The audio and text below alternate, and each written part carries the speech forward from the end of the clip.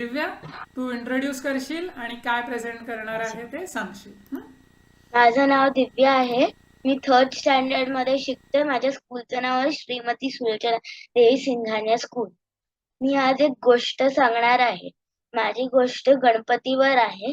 कारण की आता माघे गणपती नावाचा उत्सव चालू आहे म्हणून.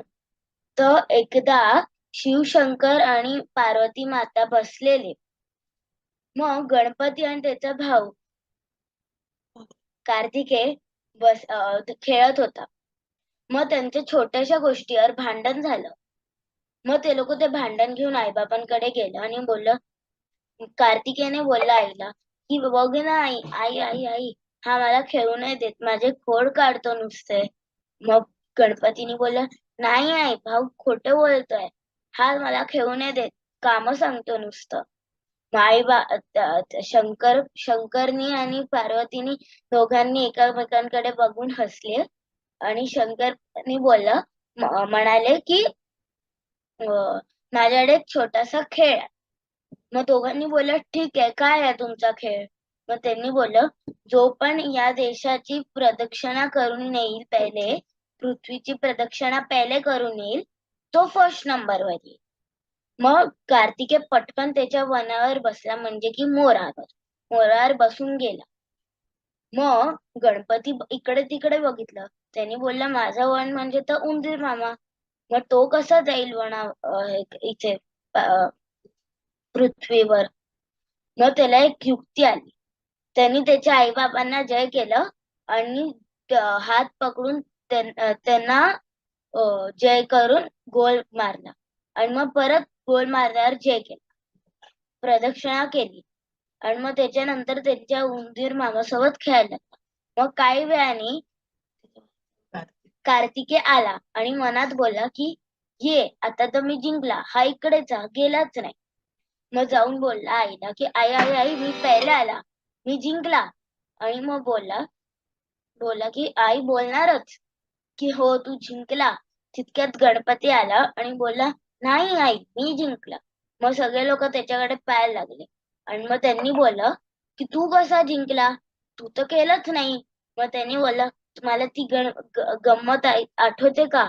लोक बोलतात ना, आईबाबांच्या पायांमध्येच पूर्ण पृथ्वी असते, तर मी आईबाबांची अवतरणा घेतली. म्हणून मग आईनी बोलला, हा बरोबर, मग तू जिंकला, फर्स्ट नंबरवर तू आला. तर या गोष्टीत आपल्याला दोन गोष्टी शिकायला मिळाल्या, की युक्ती लावायची शक्ती नाही, आणि दुसरी गोष्ट आहे आईबाबांचं सगळं ऐकायचं. थँक्यू. दिव्या, किती गोड, फारच सुंदर सांगितलीस तू गोष्ट. मग तू आईबाबांचं सगळं ऐकतेय का? हो, असं इथे नाही सांगायचं, खरंच ऐकते. खरंच आहे. ओके, मी नंतर आईला विचारेन ऐकते का दिव्या. नाही, खूप छान, खूप छान. आणि तुला असं पटलं का जे गणपती बाप्पांनी केलं, त्यांनी जरा थोडी चालूगिरी नाही का केली या गोष्टी? तू शक्तीपेक्षा युक्ती लावली. शक्तीपेक्षा युक्ती लावली. मग आणि कार्तिकेयचं काय? कार्तिकेयचं चुकलं का जरा, शक्तीच्या मागे धावला? नाही, तो पण बरोबर. तो पण बरोबर होता ना. पण तो चिडला, तुला माहिती ना पुढे कथा काय झाली, तो चिडला जरा आईवरती. आणि मग तो निघून गेला, जरा दुसरीकडे गेला. हो ना. पण व्हेरी नाईस. गणपती बाप्पा, आता बघा हा, गणपती बाप्पाचा रेलेव्हन्स आपल्या सगळ्या उपासनेमध्ये काय आहे तू सांगू शकशील का? आज आपण गणपती बाप्पाचं स्मरण केलं का ग कुठे? आपण पहिली पूजा गणपती पासून करतो, कुठली पण. हो, पण मग आजच्या केंद्रामध्ये केलं का आपण गणपती बाप्पाची पूजा केली का? नाही केली. नक्की का? का थोडी कुठेतरी केली असेल? हो केली का नाही? नाही, नाही केली. प्रार्थना केली पण. प्रार्थना केली ना. मग प्रार्थनेची सुरुवात कशाने केली आठवत आहे का? काय केंद्राची प्रार्थना सुरू होताना काय म्हणताय? ओम नमो आद्या. होता पहिली प्रार्थना आहे. आणि त्याच्या आधी सुद्धा आपण काय म्हणतो?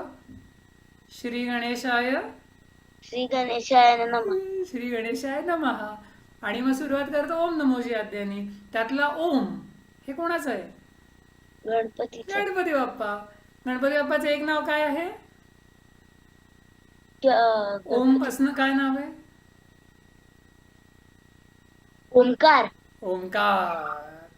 हे म्हणजे लाईफलाईन घेऊन आपलं कौन बनेगा चालू आहे, हो की नाही? पण व्हेरी नाईस, येस. गणपती बाप्पाचे एक नाव आहे ओंकार. आणि त्यामुळे आपली ध्यान उपासना सुद्धा करताना आपण स्मरण कोणाचं करतो? ओंकार स्मरण करतो.